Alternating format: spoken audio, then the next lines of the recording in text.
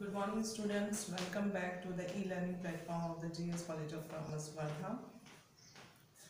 आज हम देखने वाले हैं व्यवसाय के सामाजिक दायित्व। इससे पहले के वीडियो लेक्चर में हम लोग देख चुके हैं व्यवसाय के सामाजिक दायित्व, उसका मीनिंग, अर्थ और परिभाषा। साथ ही साथ हमने जो है इसके बाद के लेक्चर में देखा कि इस व्यवसाय के स्वामियों के प्रति क्या दायित्व है, उसी प्रकार से निवेशकों के प्रति क्या दायित्व है और उपभोक्ताओं के प्रति।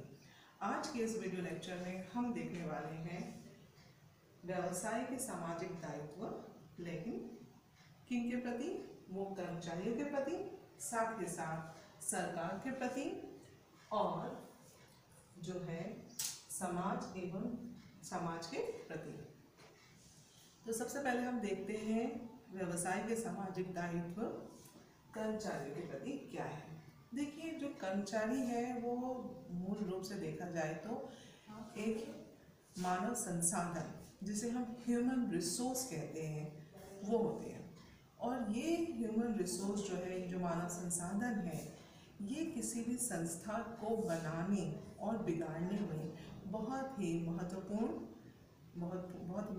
रोल प्ले करते हैं।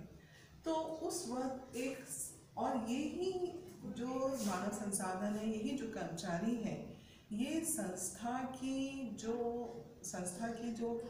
गुडविल है, संस्था का जो गुडविल है और साथ ही साथ समाज में जो उसका पोजीशन है, व्यावसायिक पोजीशन है, उसको बनाने में बहुत ही इम्पोर्टेंट रोल प्ले करते हैं।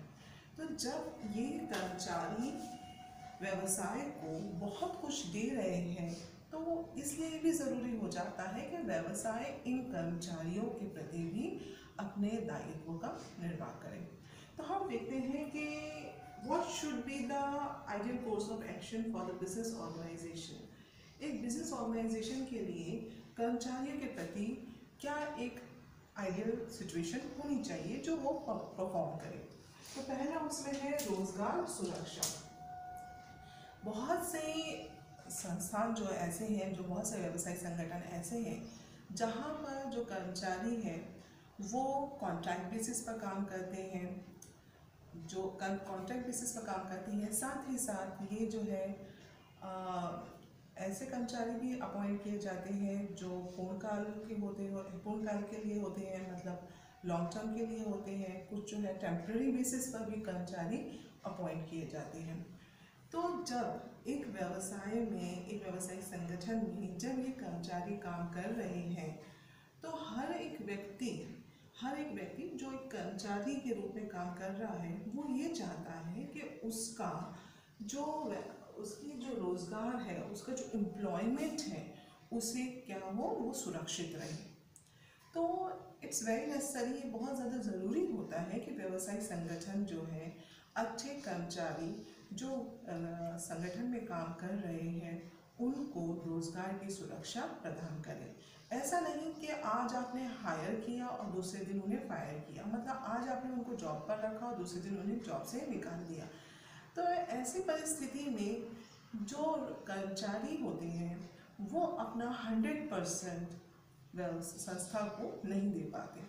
तो जब एक कर्मचारी को ये पता होता है कि जहाँ पर वो काम कर रहा है वहाँ पर उसका रोजगार सुरक्षित है, तो उसका मनोबल और बढ़ता है और वो और मोटिवेटेड होकर हाईली मोरल से जो है ज़्यादा काम करता है और अच्छा काम देता है, अपना 100% उस संस्था के प्रति देता है।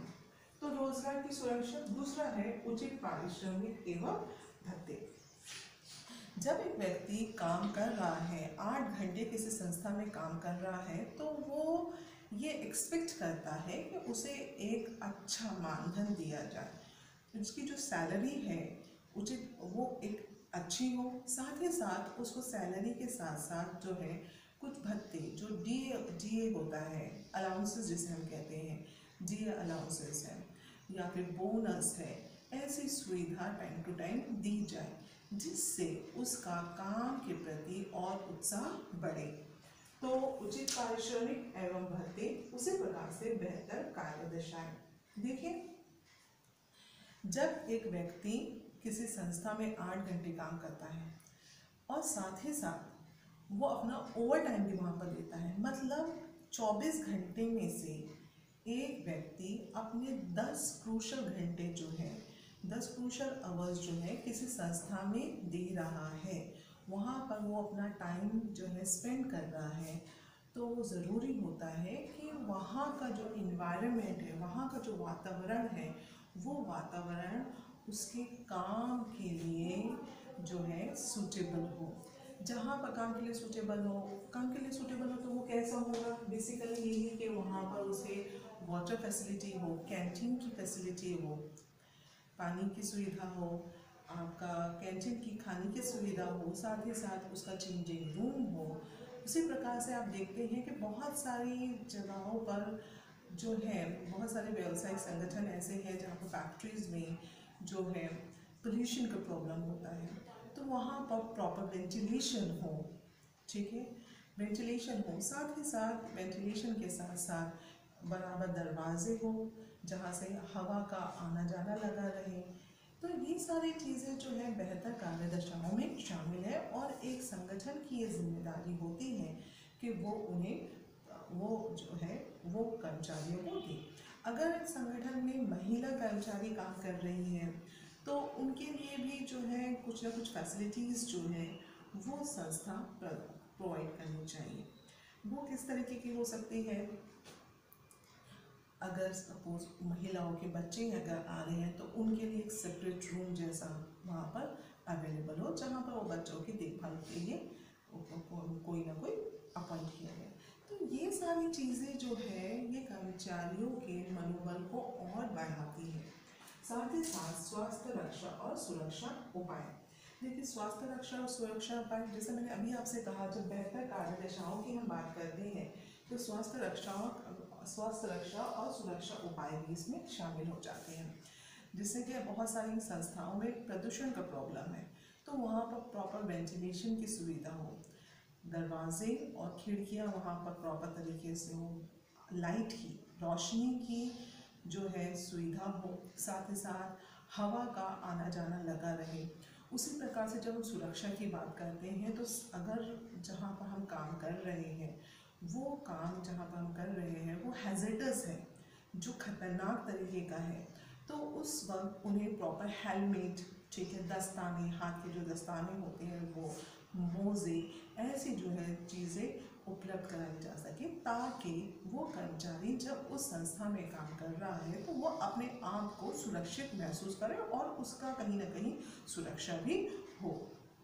तो स्वास्थ्य रक्षा और सुरक्षा उपाय, उसी के साथ साथ पदोन्नति और करियर के अवसर। पदोन्नति और करियर के अवसर, जो अच्छे कर्मचारी हैं, जो कंटिन्यूअस संस्था को कंट्रीब्यूट कर रहे हैं, कंटिन्यूअस संस्था को कंट्रीब्यूट कर रहे हैं मतलब ये कि जो संस्था में अपना योगदान दे रहे हैं और उनके योगदान से वो व्यावसायिक संगठन या संस्था जो है और फल फूल रही है, तो ऐसे कर्मचारियों की पदोन्नति हो और साथ ही साथ करियर एडवांसमेंट्स के अंतर्गत उन्हें और जो है ऊंचे स्तर पर रखा जाए। ऊंचे स्तर पर रखा जाए मतलब उनका जो है प्रमोशन भी हो।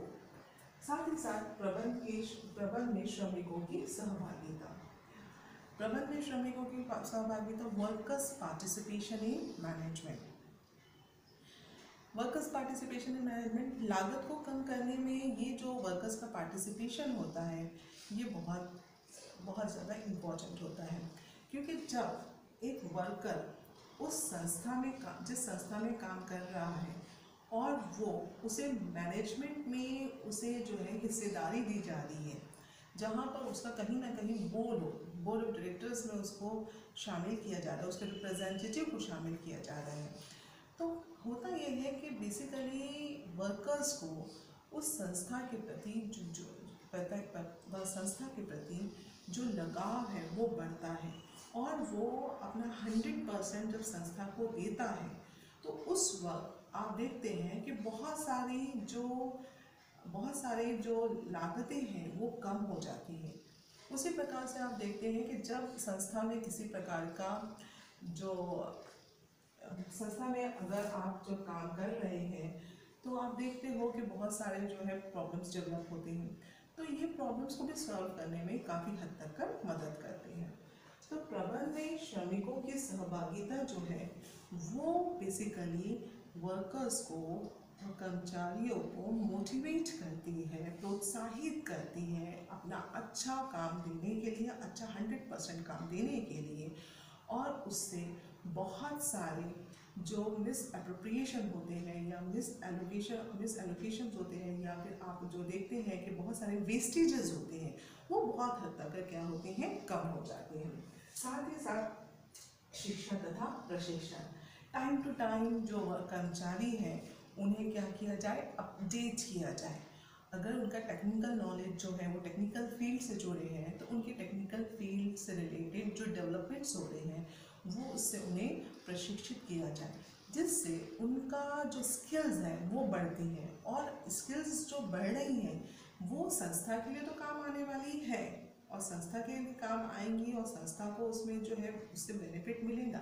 साथ ही साथ यदि हम देखते हैं व्यक्तिगत रूप से उस कर्मचारी के जो स्किल्स हैं वो बढ़ती हैं, तो उसका जो स्किल्स बढ़ने से बाज़ार में और जो मार्केट है, जो रोज़गार का मार्केट जिसे हम कहते हैं, उसमें उसका जो है रेट भी बढ़ता है और उसे एक अच्छी सैलरी, अच्छे पैकेज भी उसे मिल सकता है। तो बेसिकली व्यक्तिगत रूप से उसका भी फ़ायदा हो रहा है, कर्मचारी का ही फ़ायदा हो रहा है, स्किल्स के बढ़ने से, प्रशिक्षण से, स्किल्स के बढ़ने से संस्था को भी फ़ायदा हो रहा है। तो जहाँ तक हो सके ट्रेनिंग्स जो है उन्हें देनी चाहिए जिससे उनका डेवलपमेंट हो। साथ ही साथ श्रमिक संघों को मान्यता, ट्रेड यूनियंस फॉर्म होती है। ये जो ट्रेड यूनियंस फॉर्म हो रही हैं, ये ट्रेड यूनियंस बेसिकली जो है वर्कर्स के, कर्मचारियों के हितों के लिए काम करती है। तो ये जो कर्मचारियों के संगठन है जिसे हम ट्रेड यूनियन कहेंगे, इन ट्रेड यूनियंस को जो व्यवसायिक संगठन है उसे क्या देना चाहिए, मान्यता देना चाहिए, और उनकी जो जेन्युइन मांगे हैं जो उनकी सही रूप से उनकी सही मांग है, उन्हें संगठन में पूरा भी करना चाहिए। तो ये सारे जो बेसिकली कर्मचारियों के प्रति सामाजिक दायित्व होते हैं। देखिए अब इसमें से कितना % होता है काम, ये डिपेंड करता है। एक sole trading concern, partnership form या छोटी जो संस्थान होते हैं वहाँ पर ये सारी चीज़ें फॉलो नहीं होती, लेकिन जब एक बड़ी संस्था की हम बात करते हैं, जॉइंट स्टॉक कंपनी की बात कर रहे हैं, मल्टीनेशनल कॉर्पोरेशंस की बात कर रहे हैं, MNC की बात कर रहे हैं, बड़ी संस्था की बात कर रहे हैं, तो वहाँ पर बहुत हद तक 80 से 90% जो है ये दायित्वों का निर्वाह होता है, लेकिन छोटे संस्थान में इसकी जो है कमी देखने में मिलती है। लेकिन आज के ज़माने में हम जब बात कर रहे हैं, सरकार जो है, सरकार टाइम टू टाइम लेबर से रिलेटेड नॉर्म्स बनाती है, लॉज बनाती है, तो एक व्यावसायिक संगठन को इन लेबर्स रिलेटेड नॉर्म्स को फॉलो करना ज़रूरी होता है। तो कहीं ना कहीं कुछ हद तक कर ये कर्मचारियों के प्रति दायित्व का भी दायित्व जो है वो व्यावसायिक संगठन पूरी करती है। उसके बाद हम आ जाते हैं सरकार के प्रति सामाजिक दायित्व। सरकार के प्रति सामाजिक दायित्व, इसमें हम देखेंगे उचित करों का समय पर भुगतान करना। देखिए सरकार के पास जो इनकम का सोर्स है वो क्या है, वो है कर, टैक्स। ये कर का उपयोग कर जो सरकार है वो सामाजिक दृष्टिकोण से काम करती है, समाज के भले के लिए काम करती है। तो जब समाज में एक व्यावसायिक संगठन फल रहा फूल रहा है और समाज उसको रोजगार दे रहा है और समाज उसको प्रॉफिट दे रहा है, उसका एक अस्तित्व बना रहा है, तो ये ज़रूरी हो जाता है कि भाई ये ज़रूरी हो जाता है कि ये व्यावसायिक संगठन जो है सरकार के प्रति अपने सामाजिक दायित्वों का निर्वाह करे। तो जो टाइम टू टाइम जो टैक्स लेवी किए जाते हैं, गवर्नमेंट के द्वारा जो टैक्स लगाए जाते हैं, उनका उनको समय समय पर उनका भुगतान करें। अब ये टैक्स क्या है? ये इनकम टैक्स है, कॉर्पोरेट टैक्स है, उसी प्रकार से एक्साइज ड्यूटी होती है, कस्टम ड्यूटी होती है, जीएसटी है। ये सारे टैक्सेस का पेमेंट करना एक व्यवसायिक संगठन के लिए ज़रूरी है ताकि उससे देश का भी विकास हो। दूसरा है नियमों एवं नियंत्रणों का आदर करना।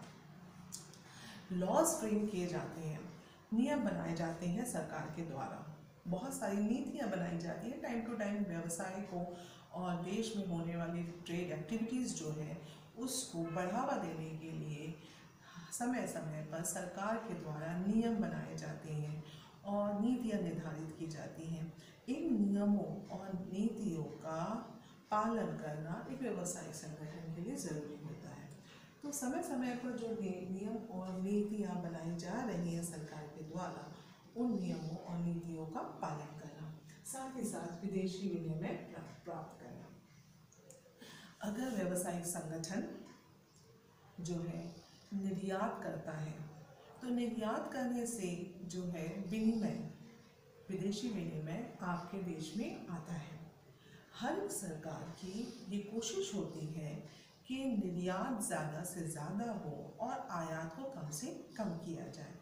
तो एक व्यवसायिक संगठन यदि आयात या निर्यात से जुड़ी हुई है और निर्यात के व्यवसाय में है, तो जो विदेशी विनिमय देश में आ रहा है वो विदेशी विनिमय प्राप्त करना, जिससे आपके देश में जो विदेशी विनिमय है उसके भंडार में क्या हो, वृद्धि हो और वो देश के हित के लिए, देश के हित में मानी जाती है।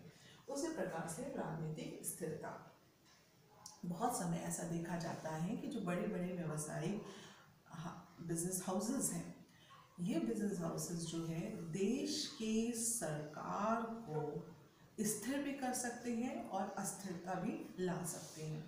ये कैसे होता है? क्योंकि इनके द्वारा दिया गया चंदा, इनके द्वारा दी गई ब्राइब का यूज़ कर सरकार जो है, सरकार बनती भी है और बिगड़ती भी है। तो जहाँ तक हो सकता है ये राजनीतिक स्थिरता यदि देश में चाहिए तो ज़रूरी है कि भाई ये ब्राइब ना दी जाए। उसी प्रकार से ये व्यवसायिक संगठन जो है राजनीतिक स्थिरता लाने के लिए और राजनीतिक स्थिरता को मेंटेन करने के लिए नियमों का पालन करें, और इसके लिए ज़रूरी है कि मोरालिटी जो है उसे फॉलो करें, वैल्यूज़ को फॉलो करें।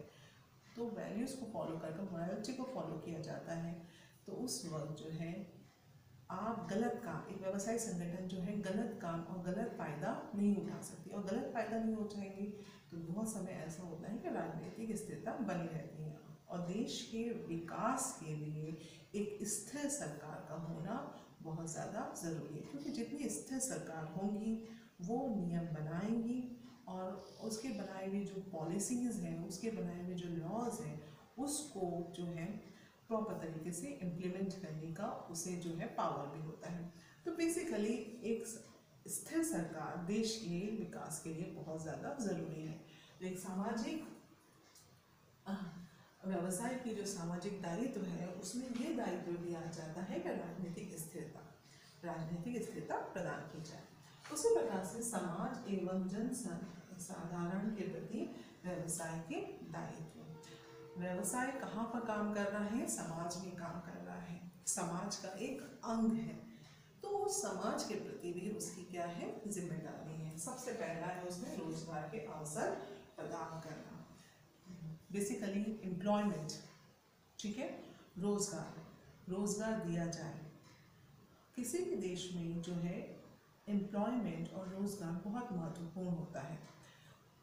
अगर वहाँ पर बेरोजगारी, किसी देश में बेरोजगारी ज़्यादा है तो उससे बहुत सारे सोशल इश्यूज, सामाजिक प्रॉब्लम्स जो हैं वो निर्माण होते हैं।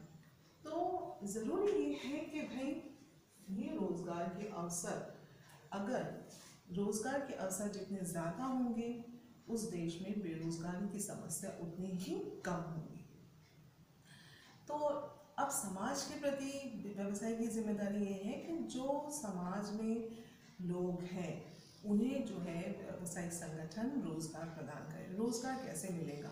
अगर व्यवसाय अच्छा काम करता है, व्यवसाय फलता फूलता है, उसका बिजनेस एक्सपांड होता है, व्यवसाय एक्सपांड करता है, तो बट नेचुरल है एम्प्लॉयमेंट अपॉर्चुनिटीज़ जो है वो भी बढ़ती जाती है।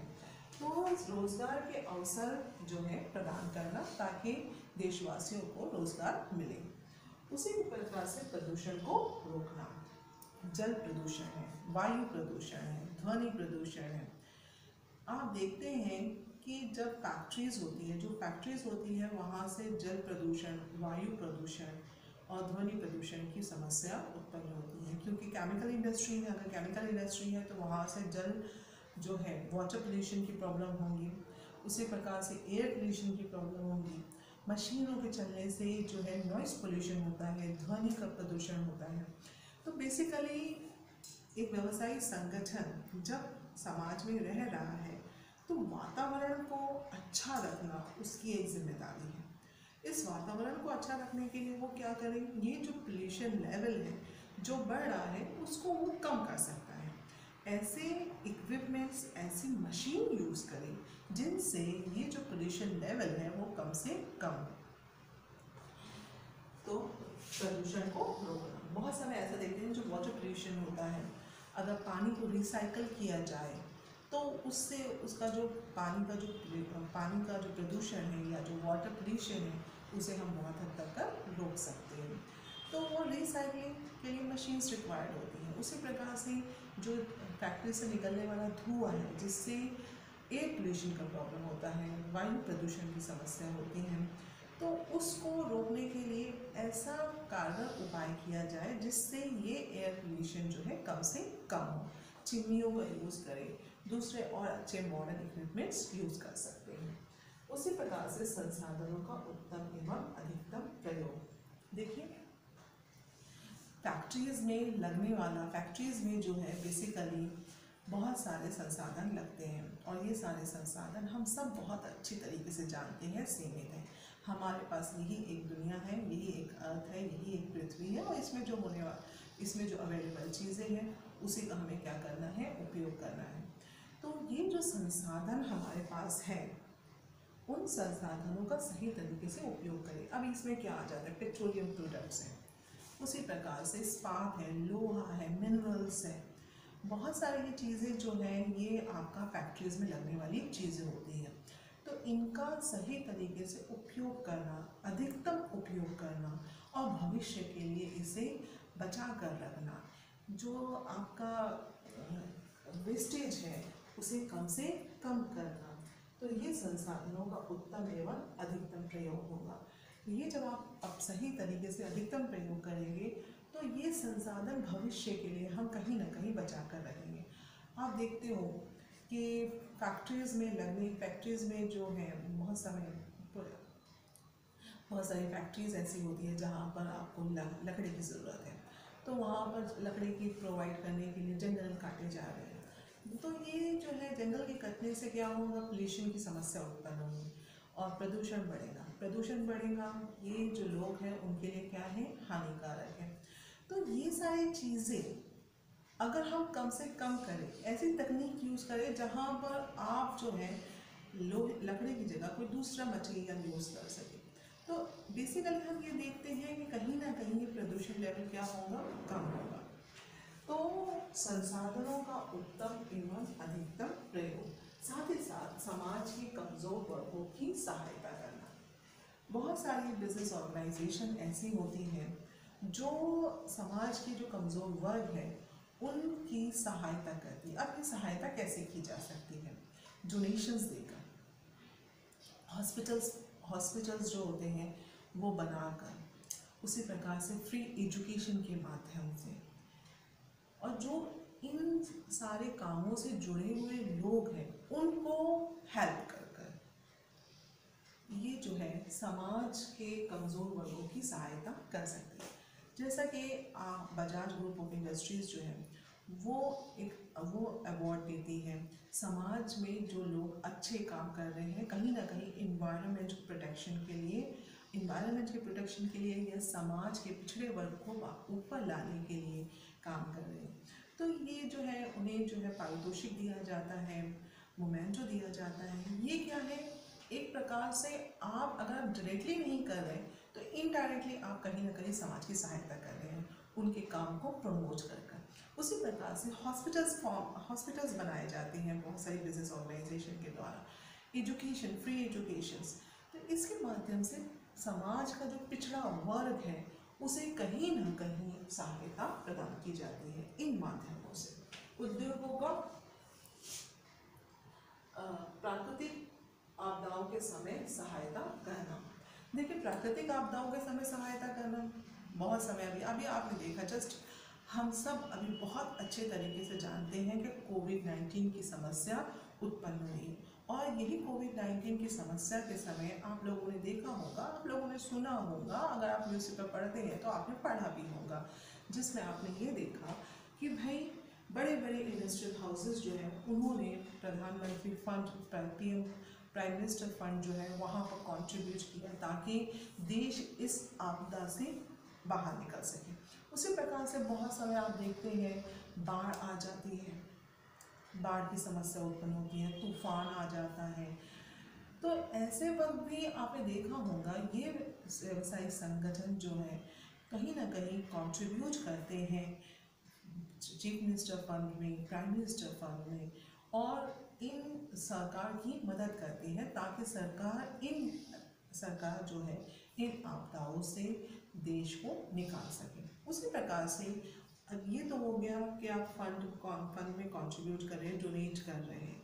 साथ ही साथ आपने ये भी देखा होगा जहाँ पर पानी की सुविधा नहीं है, ऐसे आपदाओं के वक्त हमेशा हम देखते हैं बिजली चली जाती है, पानी नहीं मिलता, खाने की व्यवस्था नहीं होती, तो उस वक्त बहुत सारे व्यावसायिक संगठन जो है वो ये सारी चीज़ें भी प्रोवाइड करता है।